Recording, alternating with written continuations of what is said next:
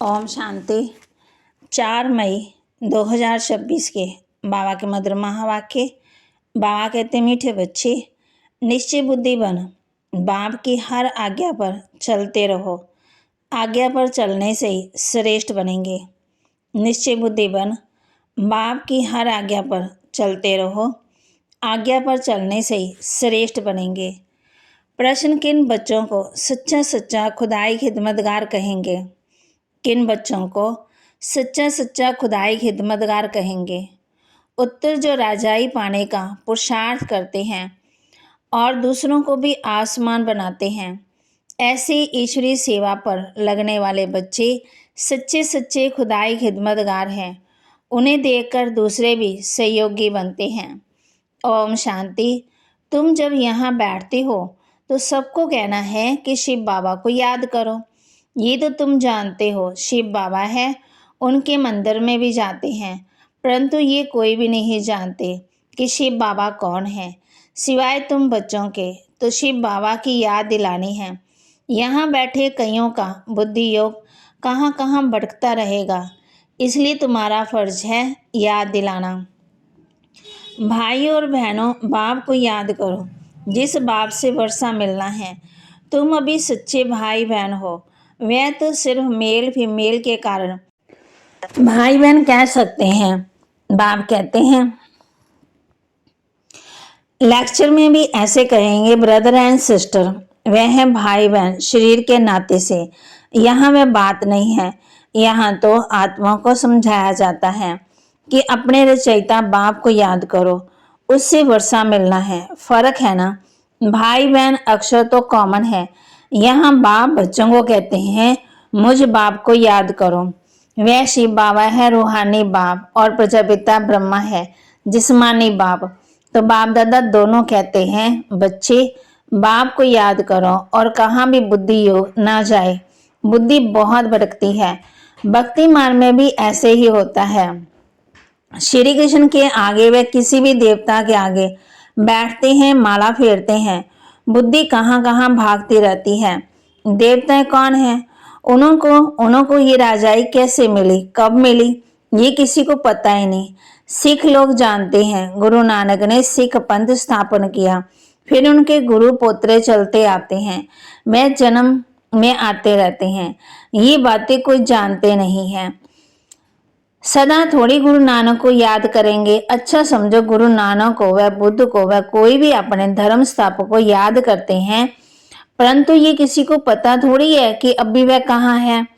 वह तो कह देते हैं, ज्योति जो समाया, वाणी से परे चले गए। कह देते हैं, श्री कृष्ण हाजरा हजूर है, जिधर देखें कृष्ण ही कृष्ण है, राधे ही राधे है, ऐसे कहते रहते हैं। बाप बैठ समझाते हैं, तुम भारतवासी देवता थे, तुम्हारी सूरत मनुष्य की, सीरत देवता की थी। देवताओं के चित्र तो है ना, चित्र ना होते तो ये भी समझते नहीं राधे कृष्ण के साथ फिर लक्ष्मी नारायण का क्या संबंध है। ये बाप ही आकर के समझाते हैं। तुम कोई को भी समझा सकते हो, ये तो निराकार बाबा हमको समझाते हैं। वास्तव में निराकार तो सभी हैं। आत्मा निराकार है, फिर साकार द्वारा बोलती है। निराकार तो बोल ना सके, तुम समझा सकते हो। हमारा बाबा सो तुम्हारा बाबा है। शिव बाबा ज्ञान का सागर है, शांति का सागर है, बेहद का बाप है। उनको भी शरीर तो चाहिए ना। खुद कहते हैं, हम इस ब्रह्म धर्म में आता हूँ, तब तो इस ब्राह्मण धर्म की स्थापना हो। ब्रह्मा द्वारा रचना होती है ब्राह्मणों की, तो बाप ब्राह्मण बच्चों को ही समझाते हैं, दूसरे किसी को नहीं समझाते हैं, बच्चों को ही समझाते हैं। ऐसे नहीं कि हम शिव बाबा के बच्चे हैं इसलिए भगवान है। नहीं, बाप बाप है, बच्चे बच्चे हैं। हाँ, जब बच्चा बड़ा हो, बाप बने, बच्चे पैदा करें, तब बाप कहाँ जाए। इनके तो ढेर बच्चे हैं ना। बच्चों को ही समझाते हैं जो निश्चय बुद्धि है। निश्चय बुद्धि बाप की आज्ञा पर चलेंगे, क्योंकि श्रीमत से श्रेष्ठ बन सकते हैं। अभी तुम जानते हो, हम उन देवताओं जैसा बन रहे हैं। जन्म जन्मांतर हम देवताओं की महिमा गाते आए हैं। अब हमको श्रीमत पर ऐसा बनना है। राजाई स्थापन होती है। सब तो पूरी रीति श्रीमत पर नहीं चलेंगे, नंबरवार चलेंगे, क्योंकि बहुत बड़ी राजाई है। राजाई में प्रजा, नौकर, चाकर सब चाहिए। ऐसी चलन वालों का भी शास्त्रकार होगा कि यही फैमिली में आएंगे। बाप कहते हैं उनकी भी फैमिली होगी, सबकी, नौकर चाकर की। बाप कहते हैं सब आपस में मिलते हैं। चंडालों की भी यूनियन होती है, स्ट्राइक आदि करे तो सब काम छोड़ दें। सतयुग में तो ऐसी बात होती नहीं है। तुम्हारा एक चित्र भी है जिस पर तुम पूछते हो कि क्या बनना चाहते हो, बैरिस्टर बनेंगे, देवता बनेंगे। तुम्हारी सारी राजधानी स्थापन हो रही है, कम थोड़ी है। बेहद का बाप बेहद की बातें बैठ समझाते हैं। ये तुम्हारी बुद्धि में बैठ जाना चाहिए। हम भविष्य के लिए पुरुषार्थ कर ऊंच पद पाएंगे। श्रीमत पर हम श्रेष्ठ से श्रेष्ठ राजाई पद पाएंगे और फिर दूसरों को अब जब आसमान बनाए तब कहा जाए खुदाई खिदमतगार। किसी का कुछ भी छिपा नहीं रह सकता है, आगे चल सब मालूम पड़ेगा। इसको ही ज्ञान का प्रकाश कहा जाता है। रोशनी मिलती जाती है। मनुष्यों को कुछ भी पता थोड़ी पड़ता है। बम भी अंदर ही अंदर बनाते रहते।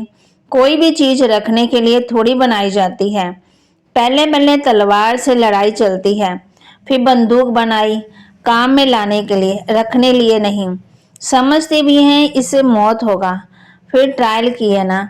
बाप कहते हिरोशिमा में भी एक बम से कितने मरे थे, उसके बाद देखो फिर कितनी उन्नति की, कितने ढेर मकान बनाए।